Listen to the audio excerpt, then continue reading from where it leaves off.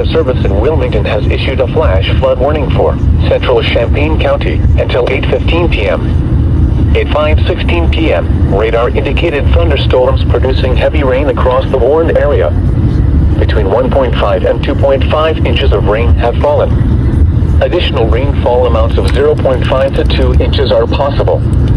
Flash flooding is ongoing or expected to begin broadcasting on a frequent hazard. Flash flooding caused by thunderstorms. Source: radar. Impact: flash flooding of streets and underpasses, as well as other poor drainage and low-lying areas.